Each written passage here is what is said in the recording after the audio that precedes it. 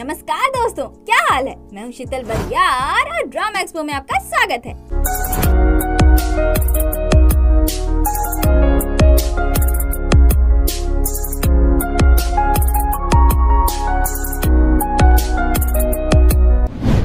अब तक आपने देखा कि एमएलए के साथ प्रोफेसर किम को देखकर सबको बहुत बड़ा झटका लगता है।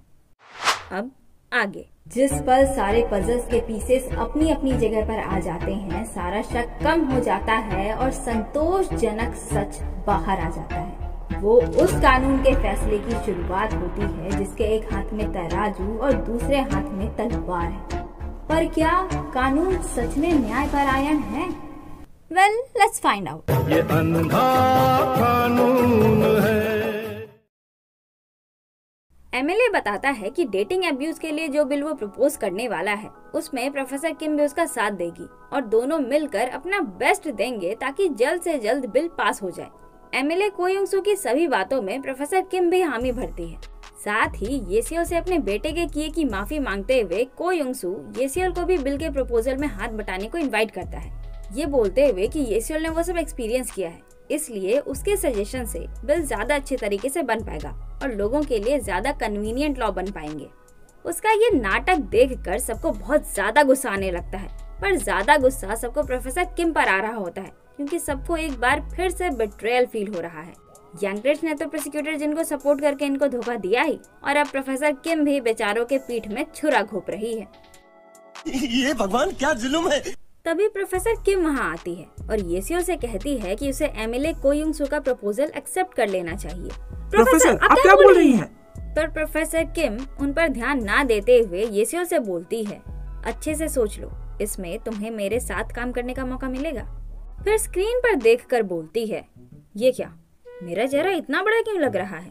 तुमने कैसे रिकॉर्ड किया है? मेरा चेहरा उसके चेहरे से बड़ा क्यों लग रहा है? क्योंकि वो है। गजब बेइज्जती है।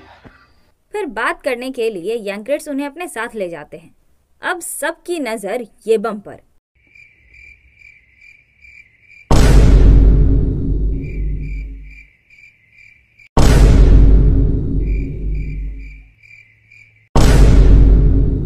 फिर पता चलता है कि येबम ने प्रोफेसर किम के कहने पर ही वो वीडियो अपलोड किया। अब सब लोग और भी ज्यादा गुस्सा होने लगते हैं। तभी येसियोल बोलती है, मैं एमएलए का ऑफर एक्सेप्ट करूंगी। उधर प्रोफेसर किम बताती है कि स्कूल प्रेसिडेंट ली ने प्रोफेसर जुंग को येबम से एक अपॉलॉजी वीडियो बनाकर अपलोड करने को कहा था, जिस पर अपने यांगरेज कुछ नहीं बोलते। प्रोफेसर किम बोलती है, द ग्रेट यांगरेज को कोई आइडिया नहीं है कि मैं क्या करने वाली हूँ। I love it.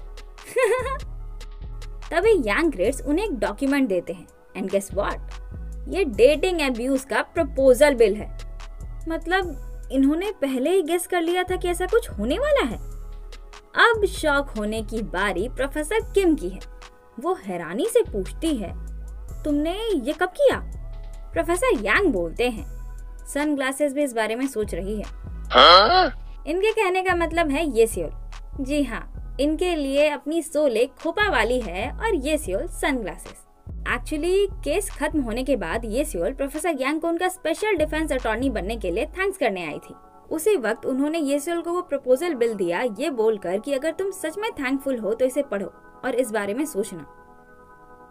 प्रोफेसर किम बोलती है, तो तुम्हें पहले से ही मेरे प्लान के बारे में पता था? बेकार है भैया, मैं तो टूट गया।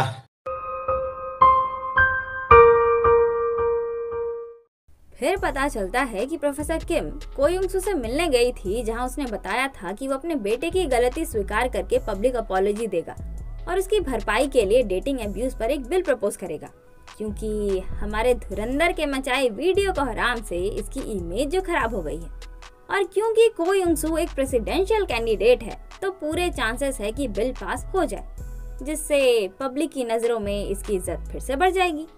इस पर प्रोफेसर किम ने उसे सजेस्ट किया था कि प्रेस कॉन्फ्रेंस ना करके वो हमारे धुरंधर के वीडियो को काउंटर करे और एक अपॉलॉजी वीडियो अपलोड करे, ना कि उस पोल खोल वीडियो को यूट्यूब से डाउन करवाए। इससे उसके इमेज पर असर पड़ेगा।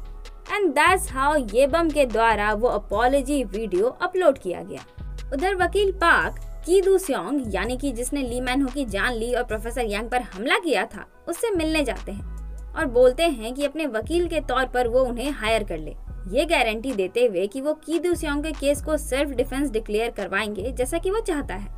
पर की दू स्योंग कॉन्फिडेंटली बोलता है कि उसे वकील पाक की जरूरत नहीं है क्योंकि उसका केस तो सेल्फ डिफेंस ही डिक्लेयर होगा। जिसके बाद वो अपने यांगरेट्स को कॉल करके बताते हैं कि की दू स्योंग अपने केस को लेकर बहुत ही ज्यादा कॉन्फिडेंट लग रहा है, हो ना हो एमएलए को युंग सू ही उसे सपोर्ट करता है। और ये बात फोन को स्पीकर पर रखकर प्रोफेसर यांग प्रोसिक्यूटर जिन को सुना रहे थे।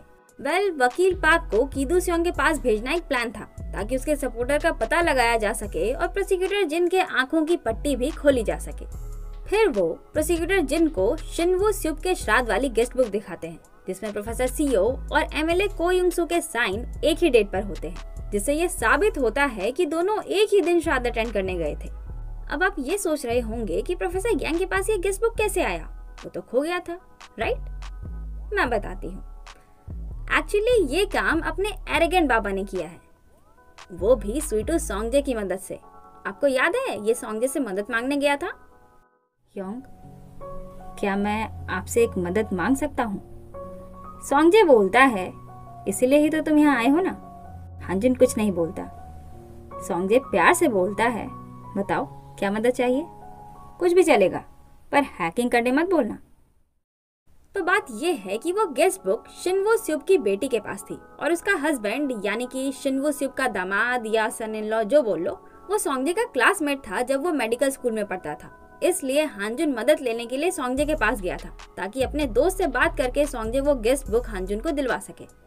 अच्छा। वो गेस्ट बुक देखकर प्रोसिक्यूटर जिन बोलते हैं, लेकिन इससे ये कहाँ साबित होता है कि दोनों कार में भी साथ में थे। प्रोफेसर यांग बोलते हैं, मैं ये साबित नहीं कर सकता, पर तुम ये भी तो सोचो कि को युंग सू ने तुमसे झूठ क्यों कहा कि वो दोनों सेम डे पर श्राद्ध अटेंड करने नहीं गए थे। अब प्रोसिक्यूटर जिन सोच में पड़ जाते हैं। तभी प्रोफेसर यांग अपने बड़े से दीवार का बड़ा सा पर्दा खोलकर उन्हें अपनी इतनी बड़ी और गहरी इन्वेस्टिगेशन दिखाते हैं। एंड नाउ इतने सारे क्राइम्स को युंग सू से लिंक्ड है, ये देखकर प्रोसिक्यूटर जिन अबाक। प्रोफेसर यांग बोलते हैं, भले ही वो तुम्हारा सबसे बड़ा कनेक्शन होगा और एक प्रेसिडेंशियल कैंडिडेट भी, पर अब तुम्हें समझ जाना चाहिए कि उसका खेल खत्म। तभी प्रोसिक्यूटर जिन की चाची का कॉल आने लगता है जो वो काट देते हैं। उसके बाद वो की दू स्योंग से इन्वेस्टिगेशन करने जाते हैं, जिनकी बातों में फंसकर की दू स्योंग एडमिट कर ही देता है कि एमएलए को युंग सू ही उसका बॉस है। वो उसी का कहना मानता है और उसी के नाम पर इतना उछलता है। एंड नाउ प्रोसिक्यूटर जिन आग बबूला।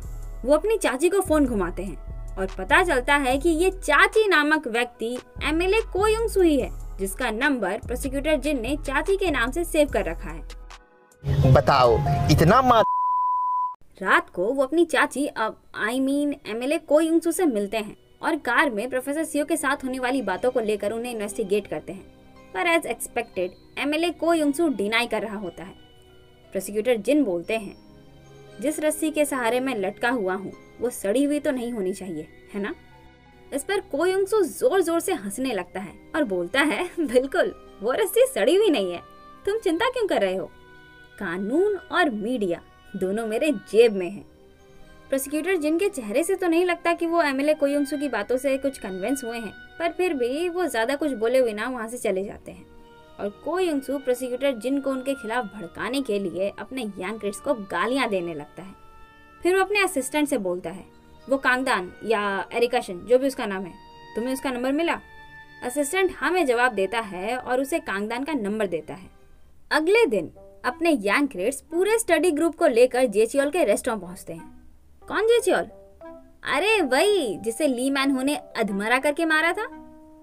हाँ, तो प्रोफेसर यांग की नजर रेस्टोरेंट के स्टाफ रूम पर पड़ती है और वो उस तरफ जाने लगते हैं, पर तभी जेचियोल बीच में आ जाता है और उन्हें दूसरे साइड ले जाता है।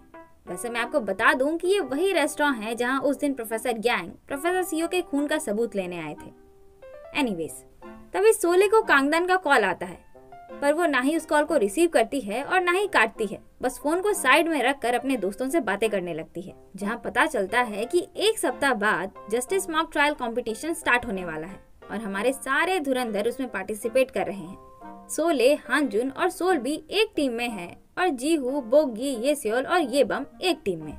ये कंपटीशन 2 फेज में होने वाला है। पहला प्रीलिम्स जो इन्हें रिटर्न में देना होगा और दूसरा मेंस जिसमें इन्हें अपनी सारी दलीलें सबके सामने माइक्रोफोन पर बोलकर देनी होगी।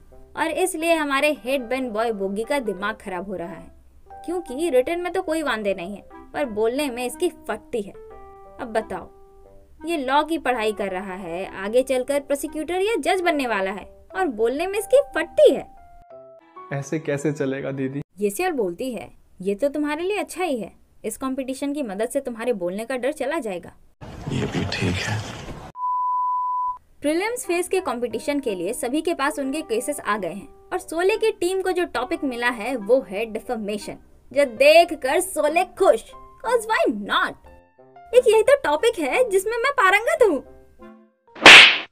तभी येबम बोलता है, वैसे प्रोफेसर हमें यहाँ क्यों लेकर आए हैं? ये कोई क्राइम सीन तो नहीं है। अब सबकी नजर अपने यांग्रेट्स पर जो जेचो से बातें कर रहे हैं। वो पूछते हैं, तुम्हारी बेल कैसे हुई? इस एरिया की जमीन बहुत महंगी है, तो ये कैफे भी तुम्हें जरूर बहुत ज्यादा ही महंगा पड़ा होगा। जेचोल बोलता है, मेरे दोस्त के घर में कुछ हो गया था, इसलिए उसने मुझे ये कैफे सस्ते में बेच दिया। तभी अपने दोनों धुरंधर भी बीच में टपक जाते हैं। हांजुन पूछता है, क्या तुम्हारा वो दोस्त चोतेयोंग का ड्राइवर था? चोतेयोंग आईबेट कंपनी का सीईओ। जीहू हांजुन की बात पूरी करते हुए बोलता है, वेल, अगर आप लोग कंफ्यूज हैं तो मैं बता दूं कि ये लोग जीहू के पापा के राइवल और एमएलए को युंगसू के हेड सपोर्टर चोतेयोंग के बारे में बात कर रहे हैं। एनीवेज, वो लोग उससे कुछ और सवाल भी करते हैं जिसमें पता चलता है कि जिस दिन प्रोफेसर यांग सबूत वाला बैग लेने के लिए रेस्टोरेंट आए थे और ली मैन हो एमएलए को युंगसू से मिलने गया था, उस दिन भी जेचोल ही ली मैन हो का एंकलेट पहनकर उसके घर में बैठा था। और ये चीज हांजुन के लगाए उस सीसीटीवी कैमरा में रिकॉर्ड हो गई थी जो उसने सोल्बी की छोटी बहन ब्योल की सेफ्टी और ली मैन हो पर नजर रखने के लिए लगाया था।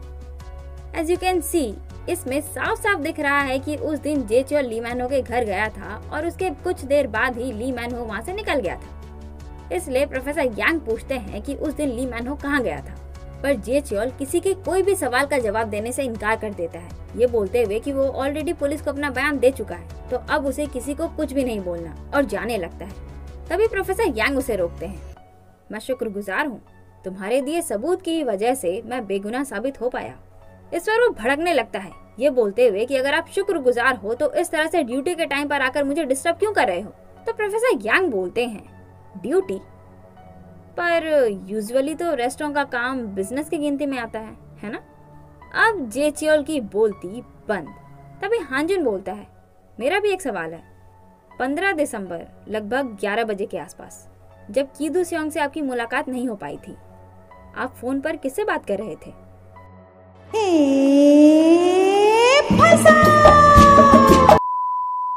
उधर प्रोसिक्यूटर जिन किसी को कॉल करते हैं और पूछते हैं कि जेचोल की कॉल हिस्ट्री मिली, सेंड करो। और पता चलता है कि जब प्रोफेसर यांग प्रोसिक्यूटर जिन को एमएलए के बारे में सब कुछ बता रहे थे, तब ये भी कहा था कि जेचोल की कॉल रिकॉर्ड्स में 15 दिसंबर को लगभग 11 बजे के आसपास वाले कॉल चेक करना। जब वो उन कॉल रिकॉर्ड्स को चेक करते हैं तो पता चलता है कि उस वक्त वो एमएलए को युंगसू से ही बात कर रहा था। दूसरी तरफ प्रोफेसर किम और मिस्टर डोंग एमएलए को युंगसू की पोल खोल वीडियो और अपॉलॉजी वीडियो के कमेंट्स को क्रॉस चेक कर रहे होते हैं, जहां प्रोफेसर किम मिस्टर डोंग को दिखाती है कि बहुत सी ऐसी आइडियाज है जो एमएलए को युंगसू को कुछ ज्यादा ही सपोर्ट कर रही है। पोल खोल वीडियो में जिन्होंने हमारे धुरंधरों को कुछ ज्यादा ही क्रिटिसाइज किया है और अपॉलॉजी वीडियो में एमएलए को युंगसू को कुछ ज्यादा ही सपोर्ट। प्रोफेसर किम मिस्टर डोंग से बोलती है, इसलिए मुझे शक है कि को युंगसू कमेंट्स मैनिपुलेट करवा रहा है। फिर वो येबम को कॉल करके बोलती है वो वीडियो अपलोड कर दो। वेल, जिस वीडियो की ये बात कर रही है वो बीटीएस है। ना, हमारे सातों सुरीले चिंदी नहीं, मैं तो अपॉलॉजी वीडियो की बीटीएस यानी कि बिहाइंड द सीन की बात कर रही हूँ। एक्चुअली जब प्रोफेसर किम ने हमारे धुरंधरों को इतना ज्यादा क्रिटिसिज्म मिलता देखा, तभी उन्हें एमएलए को युंगसू पर शक हो गया था कि शायद वो कमेंट्स मैनिपुलेट करवा रहा है, और उसी बात को कंफर्म करने के लिए प्रोफेसर किम ने ये सारा प्लान रचा, जिसके अकॉर्डिंग अपॉलॉजी वीडियो शूट करने से पहले जब दोनों बाप बेटे पब्लिक को नकली आंसू दिखाने के लिए आंखों में ग्लिसरीन और आई ड्रॉप्स वगैरह डाल रहे थे, तभी अपने लॉलीपॉप गाय येबम ने चुपके से उनकी फोटोज क्लिक कर ली।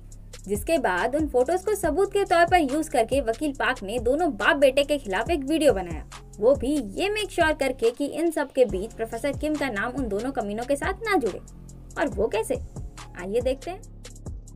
मेरी क्लाइंट हांगकुक लॉ की प्रेस्टिजियस प्रोफेसर किम ने अब्यूजिंग प्रपोजल बिल में एमएलए को युंग सू का साथ देने से मना कर दिया क्योंकि उन्हें ये फोटोज मिले हैं जिसमें ये साफ साफ देखा जा सकता है कि उन दोनों बाप बेटे ने अपॉलॉजी वीडियो में नकली आंसू बहाए हैं। उन्हें अपने किए का कोई पछतावा नहीं, सिर्फ जनता को गुमराह करने की कोशिश कर रहे हैं। वीडियो अपलोड होने के तुरंत बाद ही उन्हीं आईडी से फिर से को युंग सू के लिए कुछ ज्यादा ही सपोर्टिव कमेंट्स आने लगते हैं। इनफैक्ट क्रिटिसाइजिंग कमेंट से ज्यादा सपोर्टिव कमेंट्स आ रहे होते हैं, जो देखकर प्रोफेसर किम कंफर्म हो जाती है कि उनका शक सही था। एमएलए को युंग सू सच में कमेंट्स मैनिपुलेट करवा रहा है। देखा अपनी प्रोफेसर किम कितनी स्मार्ट है। प्रोफेसर किम के साथ साथ उन कमेंट्स को रेस्टोरेंट में बैठे हमारे सारे धुरंधर भी ऑब्जर्व कर रहे होते हैं, जो देखकर हमारे सारे धुरंधरों को भी प्रोफेसर किम का सारा प्लान समझ में आ जाता है। नाउ इन्हें भी पता है कि को युंग सू कमेंट्स मैनिपुलेट करवा रहा है, पर प्रॉब्लम ये है कि इस बात को साबित करने के लिए इनके पास कोई ठोस सबूत नहीं है। हांजुन बोलता है, शायद इसीलिए प्रोफेसर यांग हमें यहाँ लेकर आए हैं, शायद वो क्लूज ढूंढने आए हैं। येबम बोलता है, यहाँ पर कैसे? तभी फिर से कांगदान के कॉल से सोले का फोन वाइब्रेट करने लगता है। सोलबी बोलती है, अगर रिसीव नहीं करने वाली तो कॉल कट कर दो। तभी हांजुन बोलता है, अगर कॉल कट नहीं करने वाली तो फोन रिसीव कर लो। ये सुनकर सोले फोन रिसीव करने के लिए स्टाफ रूम के पास चली जाती है, पर हाय हेलो की जगह कांगदान सीधे उसे एक वार्निंग देती है, उसे उकसाओ मत, को युंग सू से तुम लड़ नहीं सकती। क्या? उसके लिए तुम सिर्फ एक मच्छर की तरह हो जिसे वो पल भर में मसल सकता है, इससे सिर्फ तुम्हें ही चोट पहुंचेगी। ये सुनकर सोले को उस पर बहुत गुस्सा आ जाता है, पर इससे पहले कि वो कोई जवाब दे स्टाफ रूम का गेट खुल जाता है। खड़ी होने से पहले देख लिया करो कि तुम कहाँ खड़ी हो, दिख नहीं रहा कि ये जगह सिर्फ स्टाफ के लिए है? इतना कहकर वो रूड आदमी वहाँ से चला जाता है। बट अब सोले क्यूरियस कि आखिर अंदर ऐसा क्या है जो वो आदमी इस तरह से बात करके गया, और वो अंदर जाने लगती है, पर तभी जे चोल आकर उसे जोर से ढकेल देता है, दूर रहो। अगले दिन अपने दोनों प्रोफेसर उन आईडीज पर सर्च ऑपरेशन कर रहे होते हैं, जिसमें ये बात क्लियर हो जाती है कि कमेंट मैनिपुलेटर्स एमएलए के ओपोनेंट और दुश्मन को क्रिटिसाइज करने के साथ साथ उनके बारे में फेक न्यूज भी फैलाते हैं। जैसा कि अभी रिसेंट में ही उन्होंने जीहू के पापा के बारे में फेक न्यूज फैलाकर उनका नाम फिर से पब्लिक में उछालकर जीहू और हमारे धुरंधरों को बदनाम करते हुए उन्हें झूठा साबित करने की कोशिश की है। अभी एमएलए की पोल खोल वाली वीडियो में बोगी को किसी का कमेंट दिखता है, जो ये क्लेम कर रहा है कि जीहू के पापा ने कंपनी के पैसे एम्बेजल यानी कि गपत गोल करने की वजह से आत्महत्या करी थी। साथ ही वो खुद को जीहू के पापा का मैनेजर बता रहा होता है। वो हारे हुए टोन में बोलता है, एम्बेजलमेंट? हाँ, वो लोग मेरे पापा को दोबारा मार रहे हैं। प्रोफेसर किम बोलती है, को युंग सू फेक न्यूज फैलाने में कुछ ज्यादा स्किलफुल है। फिर पता चलता है कि इन सभी आईडीज का आईपी एड्रेस चेक करने पर एक ही लोकेशन सामने आया था, और वो है जेचीओल का वो रेस्टोरेंट। यही वजह है कि प्रोफेसर यांग अपने सारे धुरंधरों को लेकर क्लूज ढूंढने के लिए वहां गए थे। एनीवेज, तभी अपना एरिगेंट बाबा वहां आता है, जो बताता है कि जिस जमीन पर वो रेस्टोरेंट बना है वो वही जमीन है जो एमएलए को युंग सू ने इसके अंकल को घूस में दी थी, और रिकॉर्ड्स के मुताबिक हांजुन के अंकल यानी कि प्रोफेसर सीओ ने फिर से वो जमीन आईबिट के सीईओ यानी कि एमएलए के हेड सपोर्टर के ड्राइवर को बेच दी थी। पर थोड़ा तिगड़म लगाने पर पता चला कि उस जमीन का असली मालिक हेड सपोर्टर का ड्राइवर नहीं बल्कि हेड सपोर्टर ही है। उसकी बातें सुनकर प्रोफेसर किम इम्प्रेस होकर बोलती है, तुम्हें पुलिस एकेडमी में ही रहना चाहिए था, बेकार तुम लॉ स्कूल में आ गए। तभी वकील पार्क का कॉल आता है, जो बताते हैं कि बैट फार्मा वाले केस में अटॉर्नी सॉन्ग का नाम यूज करने के लिए उन्होंने प्रोफेसर किम पर केस कर दिया है। कौन अटॉर्नी सॉन्ग? अभी याद आ जाएगा। वो बोलती है, लिस्ट में तो एक बड़े लॉ फर्म का जाना माना लॉयर भी शामिल है, जिसने अपनी 2 बच्चियों को चाइल्ड सपोर्ट देने से मना कर दिया था। जब ये केस हाईलाइट होना शुरू हुआ तब उसने चाइल्ड सपोर्ट के 100 मिलियन बॉन्ड यानी कि लगभग 65 लाख जमा किए। अगर आप लोगों को मुझ पर विश्वास नहीं है तो बगल वाले जूरी ट्रायल रूम में जाकर चेक कर लीजिए, जहां वो प्रोसिक्यूशन का अटॉर्नी बनकर बैठा है। ये सुनकर एमएलए का दिमाग खराब। अगले दिन अब जस्टिस मॉक ट्रायल कंपटीशन में सिर्फ 5 दिन ही बचे हैं और उसकी तैयारी करने के बजाय हमारे सारे धुरंधर उन मैनिपुलेटिव कमेंट से परेशान हैं जो लगातार इन सब के बारे में फेक न्यूज और क्रिटिसिज्म फैलाए जा रहे हैं, जिस वजह से सारी पब्लिक भी इनके अगेंस्ट हो गई है और इन सब के दिमाग में शांति की जगह गुस्से और फ्रस्ट्रेशन ने ले ली है। ये सब पढ़ना बंद करो, इसमें दिमाग क्यों लगा रहे हो? हमारे पास इन घटिया कमेंट्स को पढ़ने का समय नहीं है। लगता है को युंग सू को पकड़ने से पहले ही हम कब्र में नजर आएंगे। पूरी पब्लिक भड़की हुई है। इसी तरह वो अपने पावर्स का गलत इस्तेमाल करता है और मेरे पापा भी उसके विक्टिम में से एक है। उसके मैनिपुलेशन को हमें खत्म करना ही होगा। 2 ही दिन के अंदर हमें अपने आर्ग्यूमेंट की समरी सबमिट करनी है। 1 सेकंड के लिए सब लोग अपने कान को बंद कर लो। चिल्लाकर अपना सारा फ्रस्ट्रेशन निकालने के बाद सोले अपना आर्ग्यूमेंट समरी फिर से टाइप करने लगती है। दूसरी तरफ हांगकुक लॉ के बड़े से लेक्चर हॉल के बाहर एक पोस्टर लगा होता है जो बिना बोले ही चीख चीख कर सबको बता रहा है कि एरिका शिन उर्फ कांगदान लेक्चर देने के लिए लॉ स्कूल आने वाली है। एंड ऑब्वियसली पोस्टर देखकर सब लोग समझ ही चुके हैं कि ये सोले की ट्विन सिस्टर है। बट गेस व्हाट, उस पोस्टर के बगल में किसी ने एक और पोस्टर चिपकाया है जिसमें अपने यांग क्रेट्स और सोले के सेक्स स्कैंडल के बारे में लिखा होता है। अब एक्चुअली क्या लिखा है ये तो नहीं पता और ना ही जानने में कोई इंटरेस्ट है, कॉज आप और मैं हम दोनों ही अच्छे से जानते हैं कि ये जो भी कुछ लिखा है सारा बकवास ही लिखा होगा।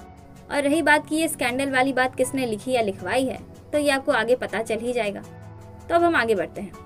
मिस्टर डोंग पोस्टर को देखते हुए बोलते हैं, तुम बेकार ही आ रही हो, सिर्फ अपनी बहन का कॉन्फिडेंस ही कम करोगी। तभी कोई वो स्कैंडल वाला पोस्टर फाड़ देता है। वो इतनी आसानी से अपना कॉन्फिडेंस खोने वालों में से नहीं है।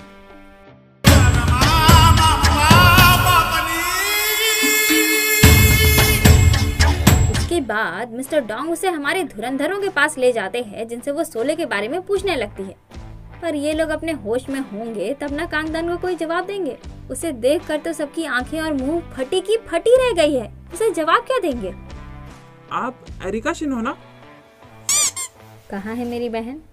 तभी हांजुन उठता है जो बताता है कि सोले कुछ मटेरियल्स लेने के लिए लाइब्रेरी गई है और खुद को इंट्रोड्यूस करते हुए हैंडशेक करने के लिए अपना हाथ बढ़ाता है। पर दान उसे ऐसे इग्नोर करती है जैसे कि वो कोई मक्खी हो। गजब बेइज्जती है। वो सोल्बी के पास जाकर बोलती है, आर्टिकल 126 के कॉन्स्टिट्यूशनैलिटी पर स्टेटमेंट तुमने बनाया है? सोल्बी हाँ में जवाब देती है। दान अपना हाथ बढ़ाकर बोलती है, वो बहुत अच्छा था। इस पर सोल्बी भी उसे हाथ मिलाकर बोलती है कि मुझे भी आपका स्टेटमेंट अच्छा लगा जो आपने उस पक्ष में लिखा था कि कैसे आर्टिकल 126 अनकॉन्स्टिट्यूशनल है। ये दोनों आपस में बातें कर रहे होते हैं और बेचारे हमारे बाकी धुरंधर हैरानी से इन्हें देख रहे होते हैं और अपना बेचारा एरोगेंट बाबा बेचारे को कुछ ज्यादा ही छोटी मक्खी वाली फीलिंग आ रही है। दूसरी तरफ प्रोफेसर किम और उनका वकील बनकर वकील पाक अटॉर्नी सॉन्ग से मिलते हैं, जहां अटॉर्नी सॉन्ग को तो लग रहा था कि शायद ये दोनों केस वापस लेने आए हैं या फिर कोई सेटलमेंट की बात करेंगे, लेकिन उसके उलट वो लोग बोलते हैं कि कुछ भी हो जाए पर केस वापस मत लेना। और तो और दोनों अटॉर्नी सॉन्ग को ये बात पेपर पर लिख कर देने के लिए बोलते हैं ताकि इन फ्यूचर केस वापस लेने की कोई गुंजाइश ही ना रहे। तीसरी तरफ एमएलए को युंग सू अपने यांगक्रेट्स को मिलने बुलाता है, वो भी इसलिए क्योंकि कोई और उनसे मिलना चाहता था।